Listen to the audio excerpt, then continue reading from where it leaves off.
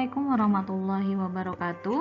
Untuk materi hari ini kita akan membahas mengenai perencanaan penulangan balok dengan sistem rangka pemikul momen khusus dengan SNI 2847 2019. Jadi di sini kita akan memelihatkan sebenarnya syarat-syarat apa saja sih yang harus dipenuhi dalam merencanakan balok ya. Nah, untuk penulangannya sendiri nanti ini akan terdiri dari syarat-syaratnya tidak hanya berupa penulangannya seperti apa, melainkan juga berawal dari syarat dimensi penampang yang harus kita penuhi terlebih dahulu agar balok itu termasuk dalam balok struktur yang sesuai dengan kode yang berlaku saat ini, yaitu SNI 2847 2019. Nah, setelah memenuhi syarat dimensi penampang, maka kita akan mengetahui detailing penulangannya, yaitu berupa penulangan lentur, kemudian ada berupa penulangan geser. Nah, di sini juga ada momen probable. Momen probable ini yang akan kita gunakan untuk menghitung penulangan geser di sini. Desain daripada struktur elemen ini bisa dibagi menjadi desain balok, desain kolom, desain pada pertemuan beam kolom join, dan desain fondasi. Untuk desain balok sendiri, kita akan menghitung kebutuhan daripada tulangan lentur dan tulangan geser, ya, tulangan pokok dan sengkang. Begitu juga dengan kolom, kita akan menghitung kebutuhan tulangan lentur dan tulangan gesernya. Dan join di sini adalah penulangan geser. Untuk fondasi ini adalah penulangan lentur dan untuk kontrol geser. Ya, gesernya di sini kontrol, ya, bukan penulangan. Nah, di sini ada kebutuhan, ya, demand and supply, di mana demand itu adalah kuat yang diperlukan dan supply itu sendiri adalah kekuatan desain. Nah, kekuatan yang diperlukan ini atau kuat perlu, kita hitung dulu analisa strukturnya. Kemudian kita dapat gaya-gaya dalam, di sini SFD, BMD, NFD, kemudian kita perhitungkan kekuatannya, maka kita peroleh nilai kekuatan yang kita perlukan, momen yang dibutuhkan berapa, gaya geser yang dibutuhkan berapa, gaya aksial yang dibutuhkan juga berapa. Nah, hasil daripada kekuatan perlu ini harus, ya, lebih kecil daripada yang kekuatan yang didesain atau yang disediakan atau yang disupply. Di mana perhitungan ini itu merupakan faktor, ya, ada nilainya, setelah ini adalah faktor P dikalikan dengan SN, di mana nilai P itu sendiri adalah faktor reduksi kekuatan. Faktor reduksi kekuatan ini nilainya variatif, ya, apakah dia terkendali tarik, apakah dia terkendali tekan, ataukah dia geser. Nah, faktor reduksi kekuatan ini diperhitungkan untuk mempertimbangkan adanya kemungkinan terjadinya penurunan kekuatan akibat variasi yang terjadi pada kekuatan suatu material, ya.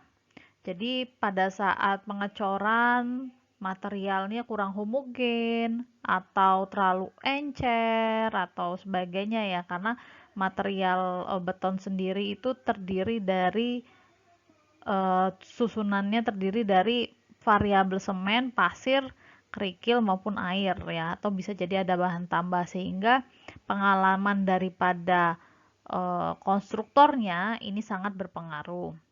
Kemudian dimensi yang tidak presisi pada saat pelaksanaan, bisa jadi harusnya secara desain di gambar kerja misalkan dimensinya adalah 400 kali 600, akan tetapi pada pelaksanaannya ukurannya itu tidak persis 460, bisa lebih kecil ataupun lebih besar sedikit.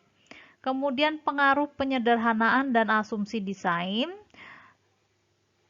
kemudian tingkat daktilitas yang dipilih, maupun potensi mode kegagalan dan keandalan strukturnya seperti apa, apakah didesain sangat handal atau misalkan dia didesain hanya untuk kondisi yang life safety.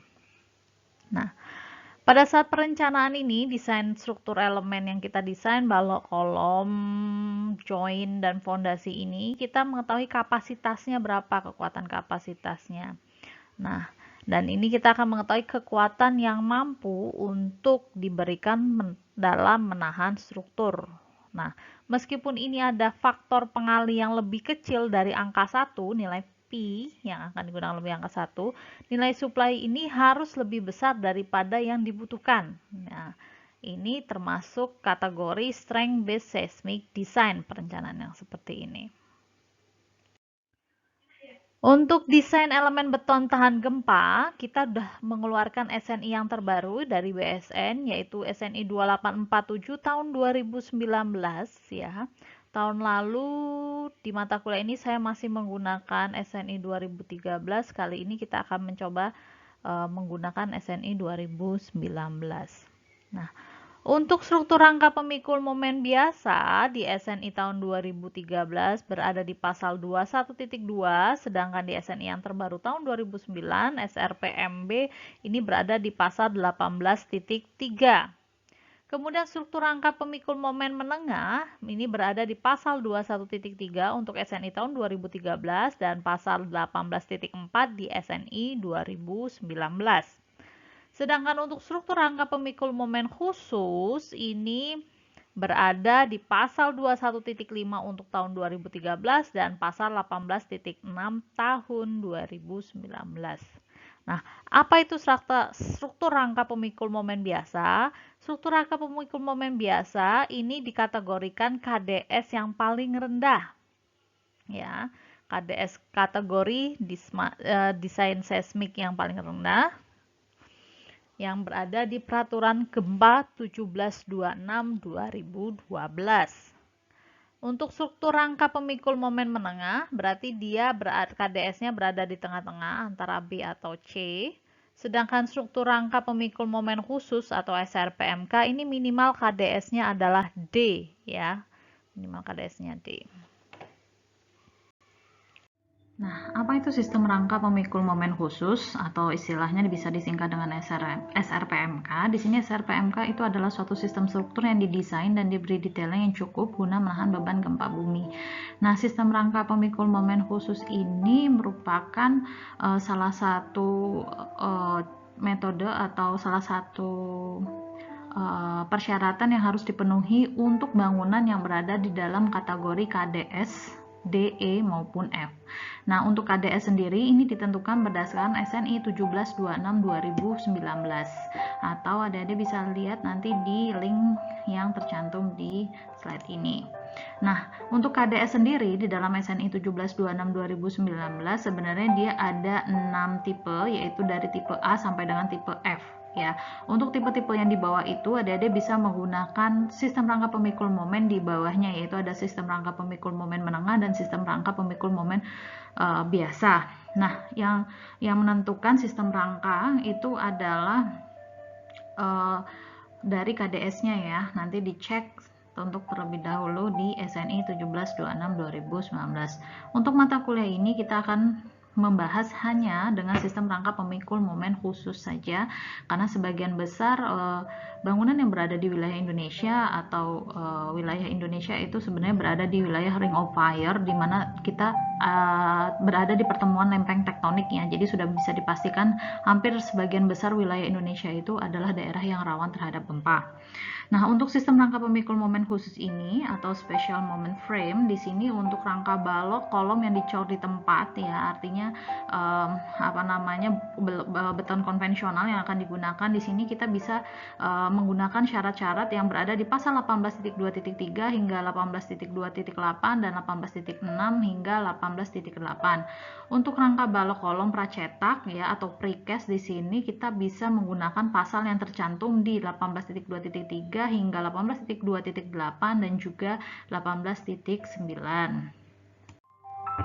Nah, jadi seperti penjelasan dari materi yang sebelumnya tadi, bahwa nilai atau penentuan sistem rangka apa yang harus digunakan itu berdasarkan nilai KDS-nya. Kalau di sini ya di KDS tipikal B itu maka dia bisa menggunakan 18.3 untuk perencanaannya, yaitu 18.3 itu adalah sistem rangka pemikul momen biasa. Apabila bangunannya berada di KDS C, maka dia bisa menggunakan pasal 18.4, ya ini sistem rangka pemikul momen menengah. Nah, untuk kategori selain itu yaitu DEF ya, DEF ini maka sistem struktur yang digunakan harus mengacu pada pasal 18.6 sampai dengan 18.9, di mana pasal ini sebenarnya mengandung syarat-syarat balok, kolom, kemudian join itu harus didesain seperti apa untuk sistem rangka pemikul momen khusus, dan 18.9 ini khusus untuk beton precast atau pracetak. Berdasarkan McGregor, untuk building performance dan building design, bangunan itu berada di 3 kategori, yaitu serviceability performance, damageability performance, dan ultimate limit performance. Untuk serviceability ini dimaksudkan pada saat pada beban layan ini tidak terjadi deformasi yang berlebihan ya, jadi secara visual itu tidak begitu lateral deformationnya ya tidak begitu terlihat lah gitu. Kemudian pada beban layan itu tidak terjadi getaran yang berlebihan. Nah, untuk kondisi damageability performance ini pada beban gempa yang moderate atau menengah itu tidak terjadi retak berlebihan yang prematur. Artinya apa? Baru berapa kali goncangan gempa itu bangunannya atau beton-betonnya itu sudah timbul letak-letak struktur atau letak-letak geser seperti itu. Kemudian pada beban moderate itu tidak terjadi deformasi yang berlebihan dan tidak terjadi deformasi permanen yang merusak elemen struktur. Nah, di sini artinya apa? Untuk beban menengah itu maksudnya boleh terjadi deformasi, tapi itu dia masih berperilaku sebenarnya elastis, masih pada saat gempa hilang itu masih tidak terlalu banyak kerusakan atau masih berada di posisi yang sebelum terjadi gempa. Nah, kalau sudah terjadi deformasi permanen ini artinya bangunannya sudah tidak layak untuk ditinggali lagi ya, tulangan-tulangannya sudah leleh, terus beton-betonnya sudah remuk dan sebagainya seperti itu, maka ini tidak boleh terjadi untuk damage performance. Kemudian untuk kondisi ultimate limit performance, ini pada beban limit itu diharapkan tidak terjadi kerusakan elemen kritis yang dapat menuju ketidakseimbangan struktur ya. Jadi dilarang bahwa kolom itu rusak terlebih dahulu. Jadi kolom itu harus didesain lebih kuat daripada si balok. Jadi istilahnya kalau di SNI itu kita nanti akan mendapatkan penjelasan tentang strong column weak beam. Untuk beban ultimate ini diharapkan tidak terjadi deformasi sendi plastis yang berlebihan yang dapat merobohkan struktur ya. Jadi artinya pada saat kondisi seperti ini bangunannya diharapkan masih berdiri dengan utuh.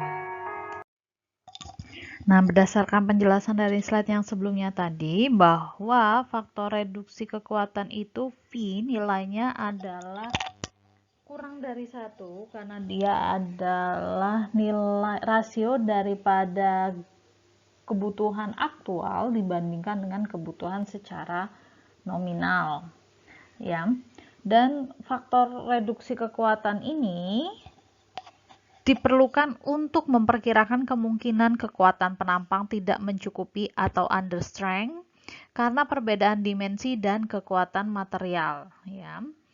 Kemudian untuk memperkirakan ketidaktepatan pada tahap perancangan maupun untuk merefleksikan ketersediaan daktilitas dan tingkat keandalan yang diperlukan komponen struktur relatif terhadap beban. Dan juga untuk menyatakan seberapa penting komponen struktur terhadap keseluruhan struktur. Untuk beban nominalnya sendiri itu adalah beban yang berasal dari peraturan pembebanan ya, ada tahun PBI tahun 1983 maupun di SNI 1727 tahun 2013. Nah, beban ultimate ini adalah beban gravity atau gravitasi atau bisa juga beban temporary ya, yang datangnya juga belum tentu kapan, baik itu beban gempa, beban angin dan sebagainya. Nah, untuk beban gravity ini termasuk dari beban hidup maupun beban mati.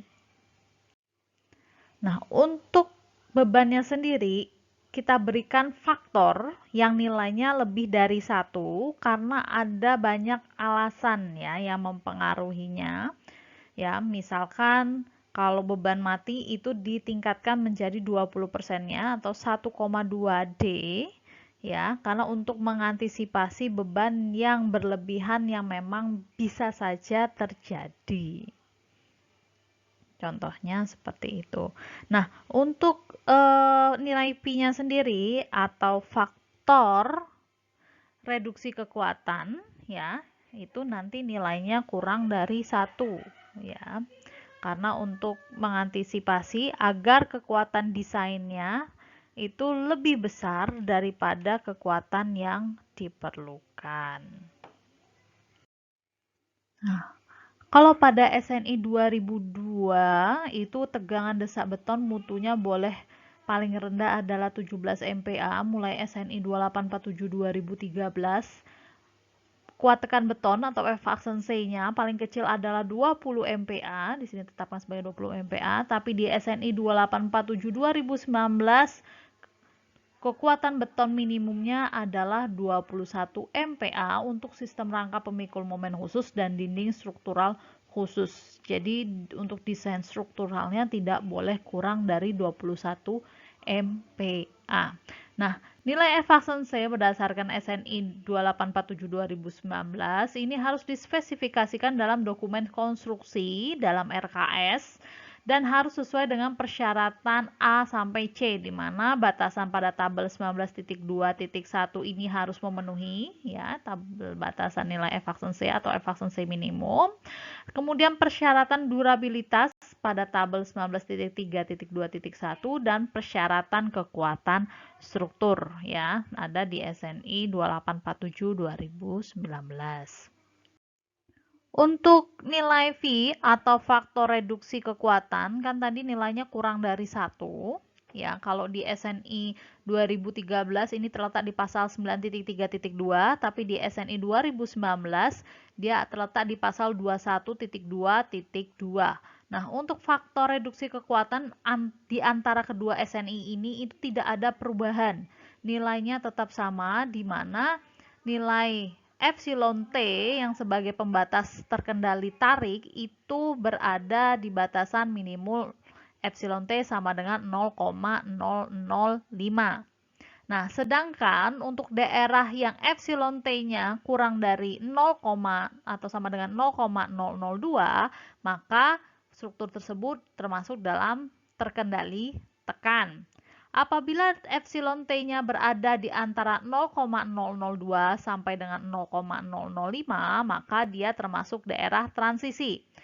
Di mana ya kalau berdasarkan grafik ini kita baca untuk daerah terkendali tarik ya, ini kita baca terkendali tarik epsilon T-nya minimal 0,005, epsilon T-nya 0,005, nilai V-nya ini setara dengan 0,9 ya.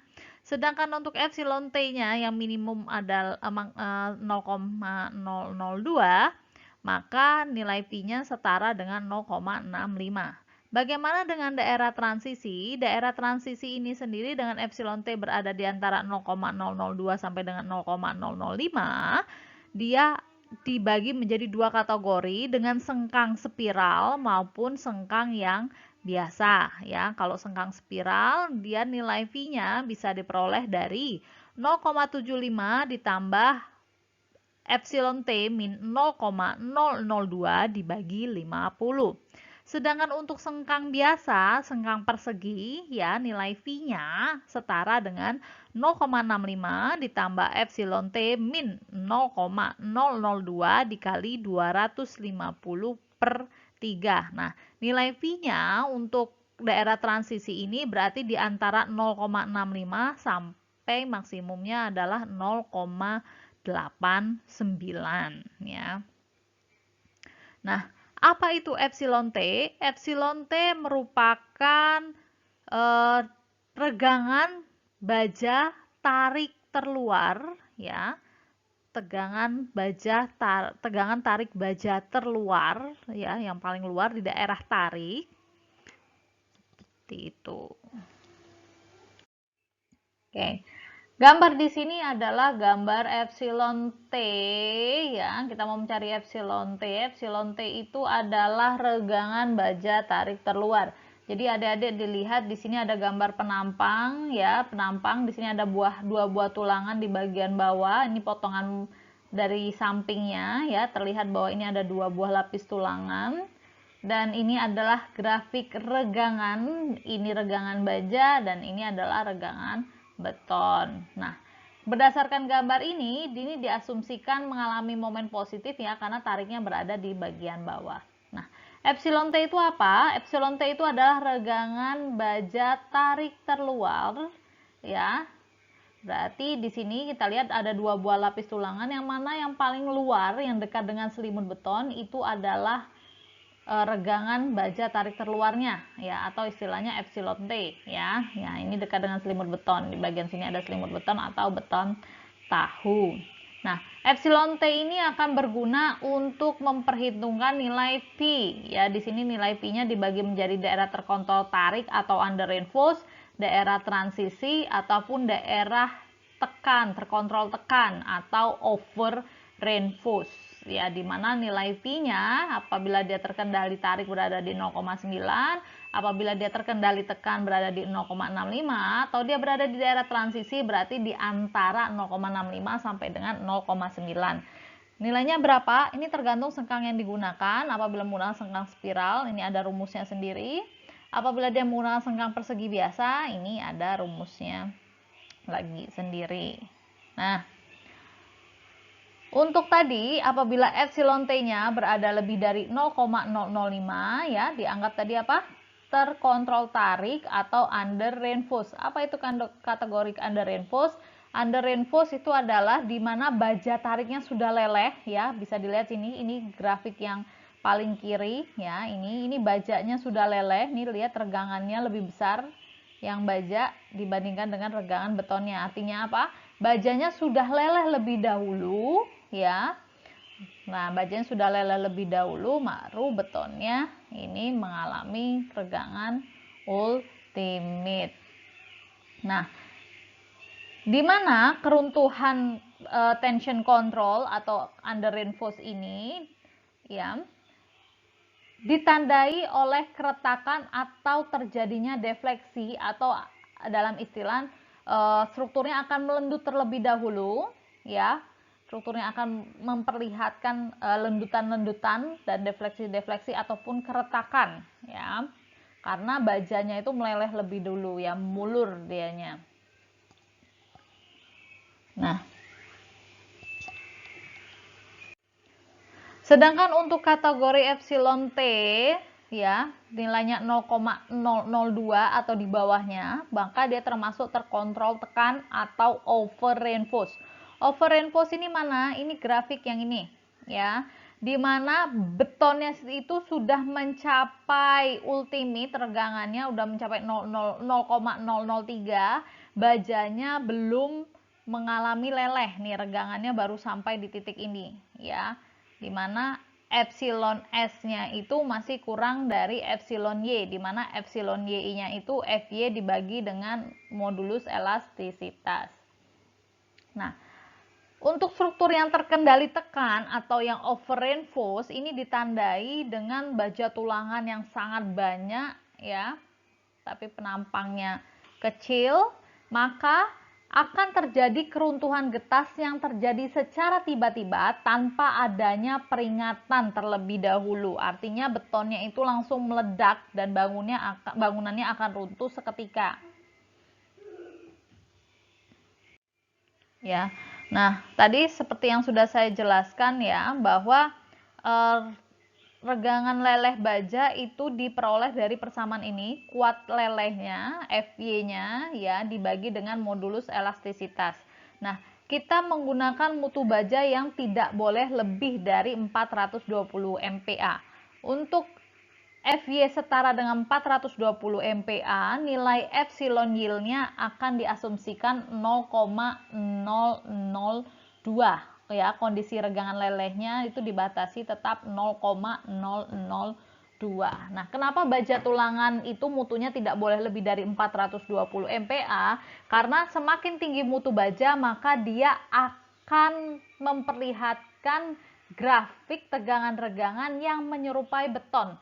Artinya strukturnya tersebut sudah tidak ductile, sudah mendekati getas ya, tidak ada daerah plastis dan strain hardeningnya lagi.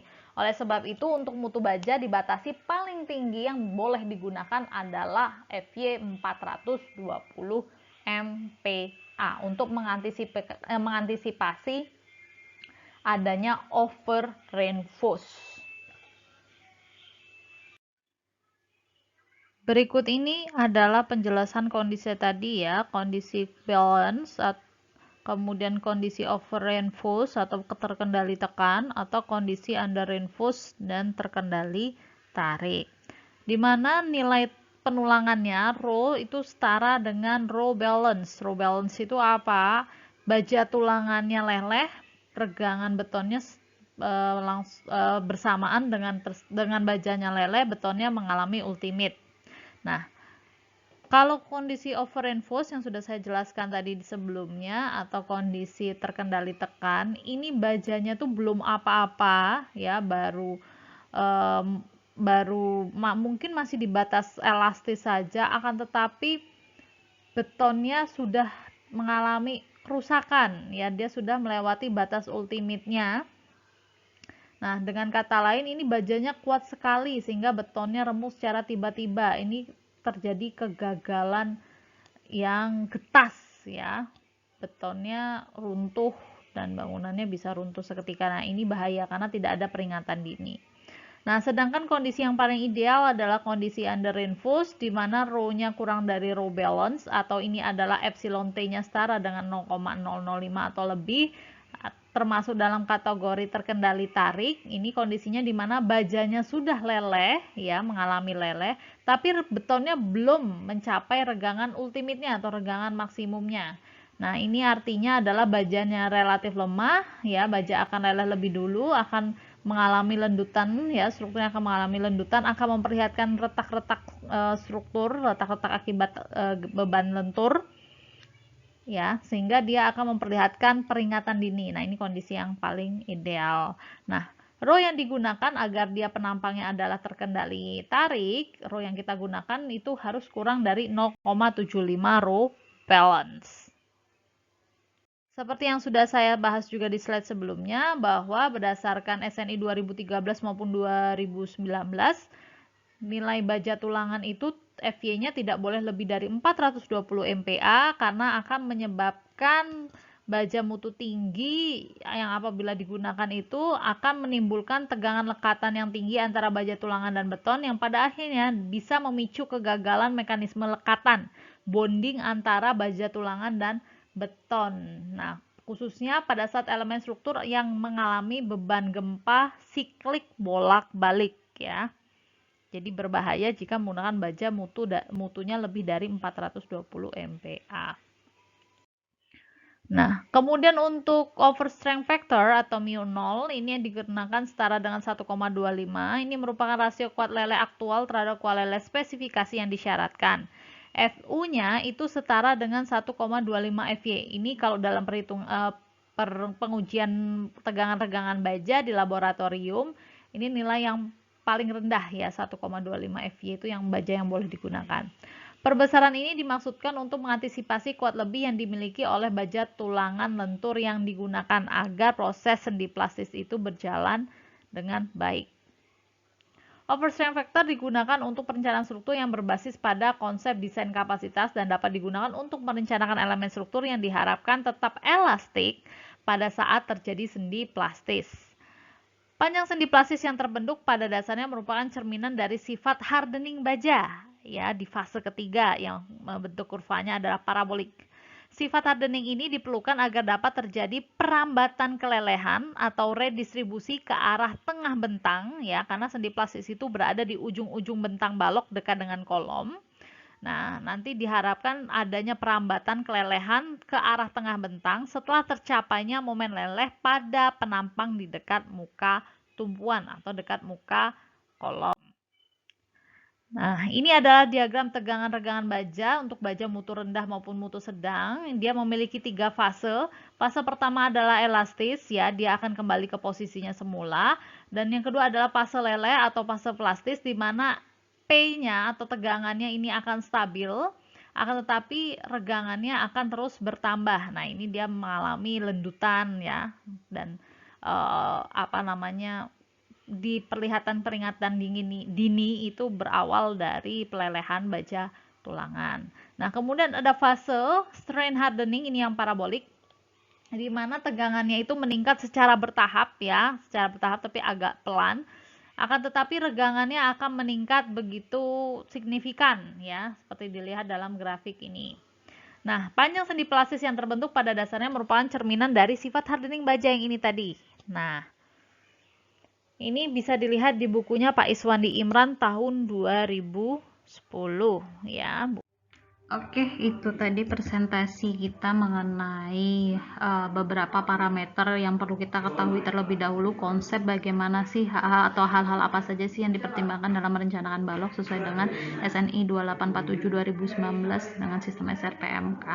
Oke, dan untuk kelanjutannya ada video mengenai syarat-syarat penulangannya, syarat dimensinya, kemudian kapasitas-kapasitas apa saja yang akan dikerahkan oleh balok dan untuk merencanakannya seperti apa, itu ada di video berikutnya. Sekian, Assalamualaikum warahmatullahi wabarakatuh.